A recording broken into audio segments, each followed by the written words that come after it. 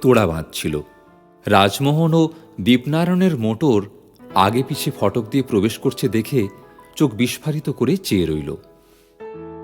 গাড়ি বারান্দায় দুটি গাড়ি থামল। দুজনে গাড়ি থেকে নামল।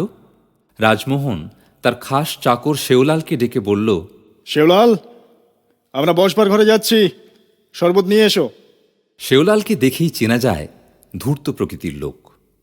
রাজমোহন দীপকে বসবার ঘরে নিয়ে গেল। বাগানের দিকে জানলা খুলে দিয়ে দুজনের টেবিলের দুপাশে বসল। শেওলাল দুগেলাস শরবত রেখে চলে যাবার পর রাজমোহন দেরাজ থেকে দুটো ওষুধের ট্যাবলেট বের করে বলল, আচ্ছা দীপ, এ দুটো কিসের বড়ি বলতে পারো? না, তা কি করে বলবো? কুইনাইন নাকি?